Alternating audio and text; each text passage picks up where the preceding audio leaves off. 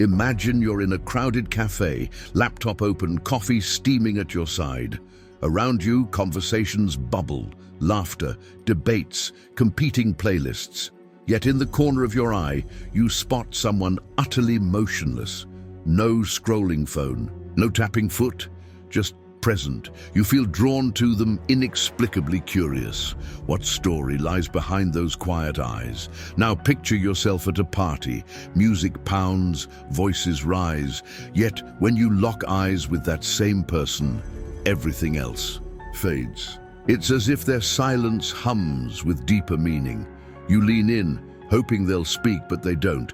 And still you feel seen and strangely unsettled. Why does such silent presence grip us so fiercely? Why are we simultaneously drawn to and repelled by the person who needs no words to command attention? Friedrich Nietzsche called this phenomenon the silent power. It isn't loud charisma or practice charm. It isn't the swagger of bravado. It is instead the magnetic force of someone who has stripped away every mask and embraced their truest self. They stand apart from the crowd, not to dominate it, but because they no longer seek its approval. In a world that equates volume with value and noise with knowledge, Nietzsche's silent power is a subversive force. It whispers authenticity, challenging every facade we build to fit in. In its presence, the comfortable certainties of society begin to tremble. This video peels back the layers of Nietzsche's vision of self-overcoming, the transformation from herd-bound conformity to sovereign individuality. We'll explore why the truly free person, one who neither begs applause nor demands consensus, becomes a mirror of our own unexamined compromises. Their quiet strength terrifies us because it confronts us with questions we'd rather avoid. What if everything you've done to belong has only made you small? What if the path to genuine power runs through solitude, not spectacle? What if the cost of fitting in is the loss of your own voice? Nietzsche didn't write cheering anthems for the masses. He wrote laments and warnings, tales of gods dying, of morality's chains, of the overman rising beyond pity and peer pressure. His philosophy is not comfortable. It asks you to look into the abyss of your own cowardice and summon the courage to leap. In our hyper-connected age, where every thought can be broadcast, every emotion turned into an emoji, the idea of silence as strength feels almost heretical. We're taught to curate personas, to calibrate our reactions for likes and retweets. Yet beneath the filtered images lies a growing emptiness. A sense that our deepest truths are being sold to the highest bidder. What Nietzsche foresaw, more than a century ago, is arriving with uncanny clarity. The peril of living a life dictated by external expectations. When we sacrifice depth for acceptance, we become phantoms of ourselves, ever anxious, ever performing, yet never wholly alive. Think of the last time you silenced your own opinion, settled on safe words so you wouldn't rock the boat. Or the moment you swallowed your ambition because you feared standing out. Did your heart ache with regret? Did you glance at that silent stranger in your mind's cafe, wishing you could be so unafraid? That ache is the echo of Nietzsche's call.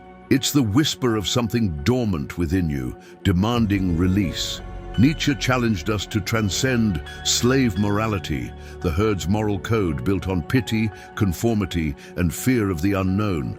He envisioned the Übermensch not as an elite overlord, but as the individual who masters their own values, refusing to bow to any external decree. This Übermensch doesn't shout. They don't need to advertise their superiority. Their power lies in silent conviction, the conviction to live by self-fashioned ideals, even when every voice in the crowd tells them otherwise.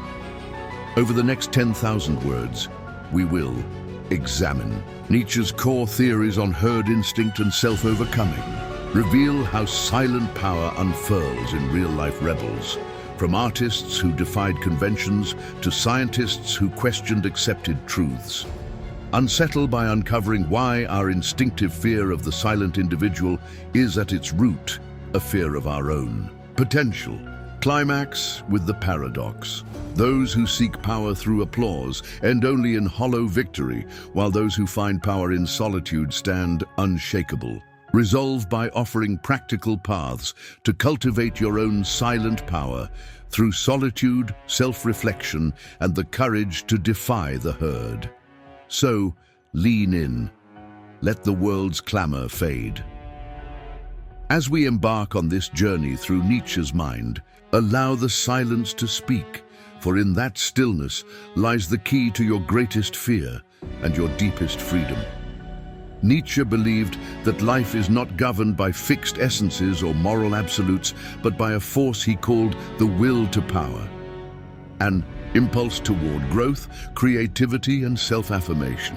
This drive for self-expression inevitably clashes with what he called the herd instinct, the collective desire for safety, conformity, and uniformity. Where the herd demands obedience and sameness, the individual hungers for authenticity and distinction. It is at this juncture where a person's inner drive to become more meets society's pressure to fit in that true tension arises, and through that tension, silent power is born. Where many see power only as domination, Nietzsche saw it as a creative act, the power to craft new values, forge new paths, and redefine what is possible. Master morality, he argued, is born of those who embrace strength, risk, and generosity. Those who measure good by what enhances life and magnifies potential. Slave morality, on the other hand, emerges from those who feel powerless. It glorifies humility, self-denial, and obedience as virtues, condemning ambition and pride as evil. In everyday life, this plays out when one person praises bold innovation, while another sneers at the same risk as foolishness. The silent, powerful individual embodies master morality by simply living their truth without seeking the herd's approval, and it is this authenticity that unsettles us. When the will to express strength is frustrated, Nietzsche warned, it often turns inward as resentment, an undercurrent of envy and bitterness that festers beneath polite conversation. We've all experienced it, seeing a colleague excel and muttering, "He's just showing off," rather than acknowledging genuine talent. That unspoken resentment is the herd's defense mechanism against anyone who refuses to conform. It's why those who command attention through calm confidence become targets of gossip or ridicule. Their mere presence unmasks our own insecurities.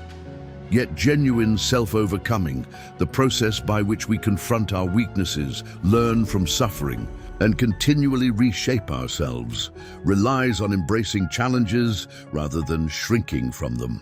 In popular culture, we see this in characters like Neo in The Matrix, who transcends his limited reality through successive trials until he stands unshakable.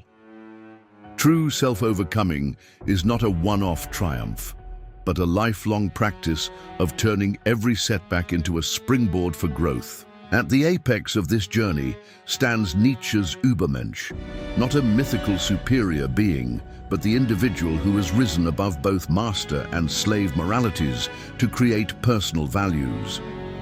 We see echoes of this figure in Vincent van Gogh, whose solitary devotion to his vision, despite repeated rejection, ultimately revolutionized art.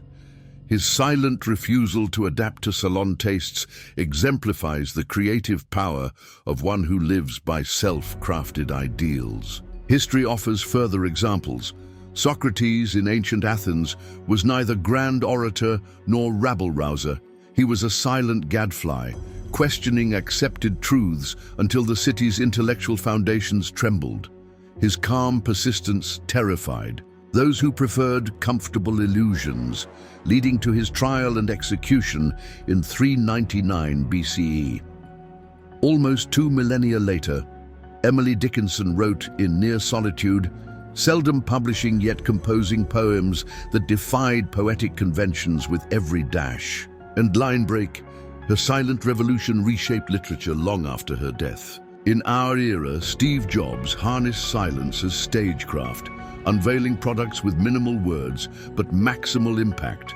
His composed certainty forcing entire industries to follow his vision. Why does this silent power provoke fear? Because it casts our masked lives into stark relief. A silent individual is a mirror, reflecting back our own compromises and fears. In social gatherings, the still figure in the corner holds a question for everyone. What would you do if you stopped performing? When we fear being seen, we attack those who see us without flinching. Moreover, by elevating weakness, humility, pity, self-sacrifice, modern society has inverted traditional values, making strength appear suspect. The strong man is dismissed as arrogant, the ambitious as greedy. Yet Nietzsche argued that sanctifying weakness cripples humanity's creative potential. When meekness is praised, excellence is shamed. At the same time, Nietzsche embraced suffering as essential to self-overcoming. He saw pain not as a curse, but as a crucible. Every wound, betrayal, and failure becomes raw material for transformation. The key is alchemy, to transmute suffering into power. In your darkest moments, ask yourself, not why me, but what can I become through this?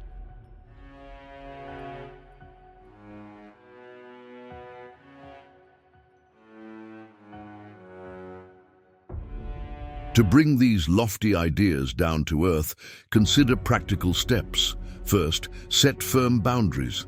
Saying no, when your spirit says no, is an act of will to power. It reclaims territory within your psyche.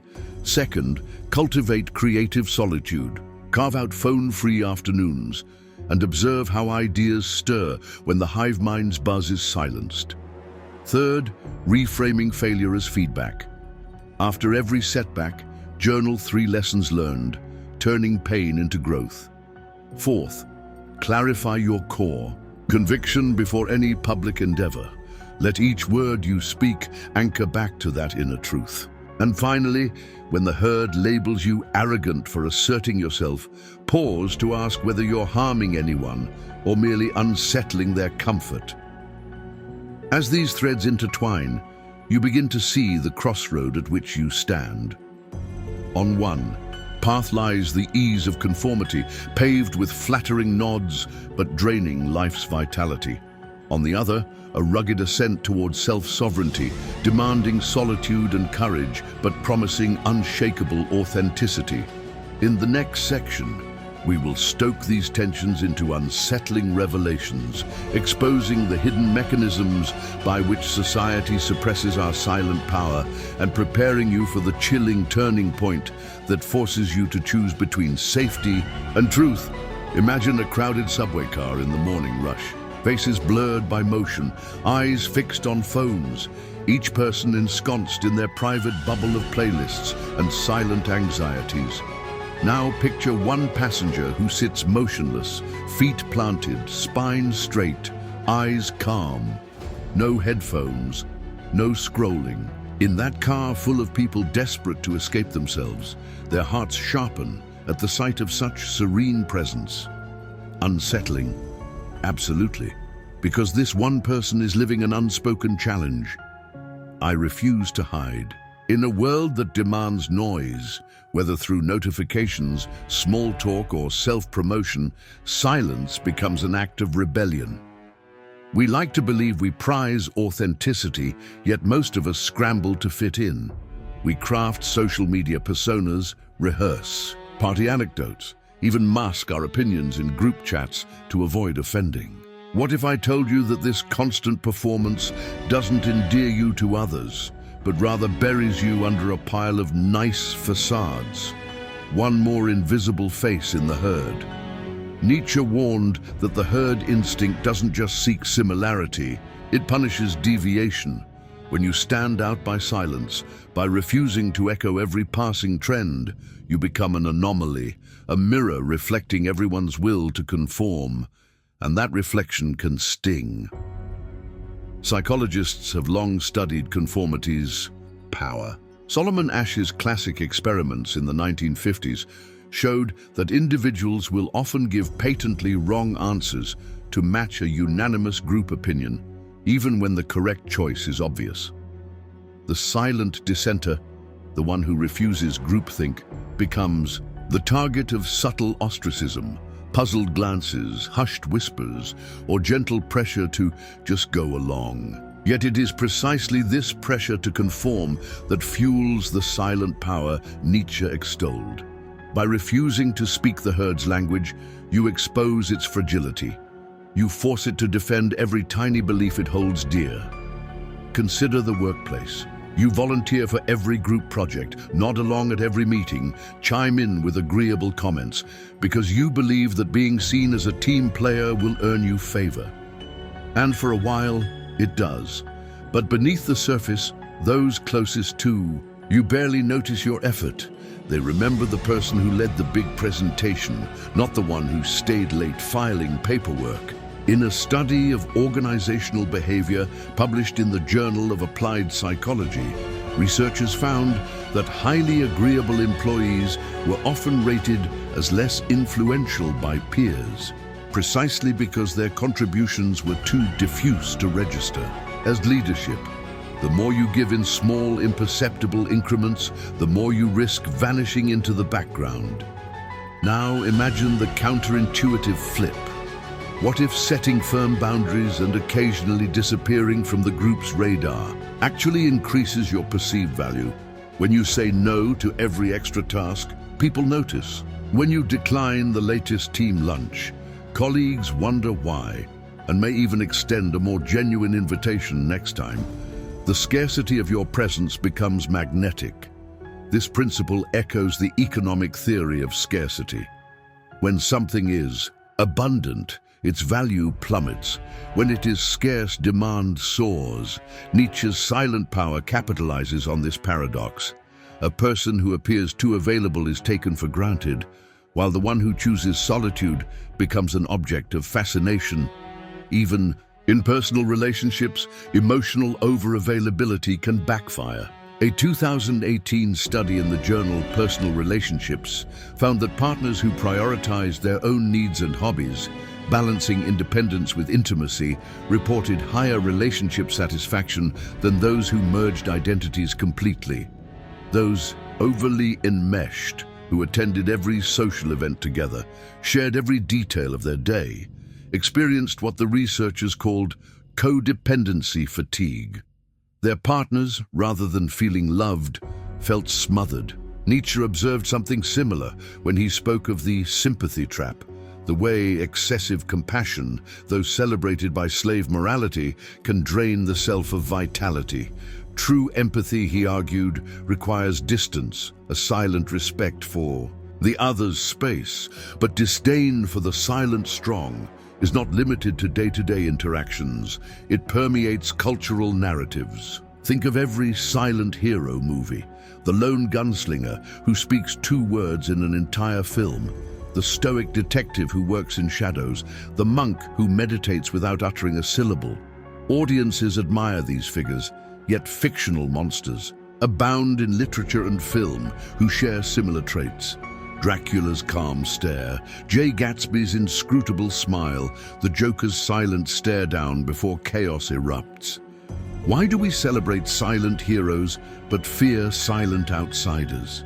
Because heroes come with a narrative, an imposed script that assures us they will eventually conform to moral norms. Outsiders offer no such guarantee. Their silence suggests they might topple our entire understanding of right and wrong. Delve deeper, and you encounter one of Nietzsche's most unsettling insights. The herd doesn't simply shun powerful silence, it actively seeks to corrupt it. Through gossip, rumor, and social labeling, the herd drags silent figures into its moral hierarchy. We brand the contemplative as aloof, the self-possessed as arrogant, the solitary as antisocial. Each label serves to diminish silent power by framing it as deviance. Yet this deviance is the very crucible in which the overman must be forged. Nietzsche argued that true individuals must embrace the labels, endure the moral exile, and persist in living by their own valuations. Scientific research underscores the toxicity of social labels. In a 2015 experiment at Stanford, subjects who were told they were non-conformists subsequently underperformed in group tasks, not because of any inherent lack of ability, but because they internalized the label and disengaged. The act of labeling silences potential by inducing self-doubt. This is exactly what the herd instinct seeks to accomplish. Convert your silent power into self-limiting beliefs. But the most unsettling revelation of all may be this. Every time you choose safety over solitude, every time you speak the herd's platitudes, you are complicit in your own erasure. Each conformity is a nail in the coffin of your singularity. Nietzsche dared to ask, what does it cost you, not just in lost opportunities, but in the slow erosion of your own soul, to placate the herd? What mountains of unspoken thought, what unexplored talents lie buried beneath the relentless drumbeat of fitting in? It is sobering to realize that the cost of silence is not merely isolation, but illumination. Illumination of the void that conformity carves within us. Yet within that void lies the raw material for self-creation. The abyss, Nietzsche famously warned, will stare back into you, but it also holds the potential for the greatest self-overcoming by leaning into the discomfort of being seen without explanation. You confront the crowd's collective anxieties and in turn dismantle them. As you sit with these truths, feel the tension coil within you. You've learned why silent power terrifies. It disrupts, it reflects, it refuses. You've seen how societal norms, far from protecting us, can imprison us in a silent sentence of invisibility. And you've glimpsed the machinery of gossip, labeling, and moral condemnation that the herd uses to suppress individuality. In the next section, we will bring this tension to its dramatic peak. We'll confront the paradox that those who scream for attention often end up unheard, while those who speak only when necessary command the deepest respect. We'll explore the moment when the silent self becomes unstoppable, and the herd, at last, must reckon with the mightiest force of all, authenticity turned inward, a power that needs no audience.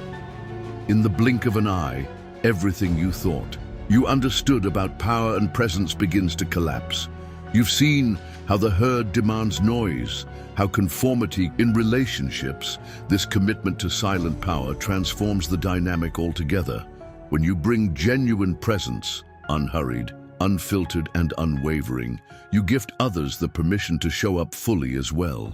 By no longer performing to please, you invite real connection grounded in mutual respect. And if some relationships falter under the weight of your newly asserted boundaries, view it not as a loss, but as a necessary disentanglement from connections built on inauthentic needs. Your true allies, those who honor your silent power, will deepen their loyalty and appreciation. In the realm of work and leadership, silent power manifests as credibility more than popularity. A leader who speaks sparingly, but with uncompromising clarity, naturally commands attention. Teams crave direction from someone whose actions reflect unspoken promises. Cultivate this by delivering on your commitments quietly, then letting results speak for themselves. Over time, your reputation for reliability and depth will outshine the applause earned by more performative figures. On a societal scale, widespread embrace of silent authenticity could reshape cultural norms. Imagine communities where success is measured not by visibility statistics or follower counts, but by the meaningful impact of one's contributions, however modest or unseen. In such a world, people would feel empowered to pursue solitary crafts, unconventional ideas, and personal growth without fear of social exile. By living your own example of silent power, you become a seed of cultural change, showing others the profound freedom that lies beyond constant validation. As you integrate these insights, remember that silent power is not a static achievement, but a dynamic practice. There will be days when the herd's voice crescendos in your mind, tempting you back into performance. On those days, return to your boundary rituals, your creative solitude, your reflective journaling, and your core sentence. Each act of self-affirmation rekindles the silent ember within, guiding you back to sovereign presence. Before we part, consider this. What would happen if you treated your inner life with the same reverence you reserve for public accolades? What hidden talents might emerge if you stopped seeking approval and started honoring your silent self? How would your relationships, your work, and your sense of purpose transform if you became fluent in the language of authenticity rather than the dialect of conformity? If these questions stir something within you, share your thoughts below. Have you ever experienced the magnetic pull of silent presence? In what areas of your life do you most need to reclaim space and solitude? Let us continue this conversation in the comments, forging a community where silent power is not feared, but celebrated. If this exploration resonated with you, please give a thumbs up. Subscribe for more deep dives into philosophy and psychology, and ring the bell so you never miss a moment of self-overcoming. Share this video with a friend who might be hiding their light, and together, let's cultivate a world where silent authenticity becomes our greatest collective roar.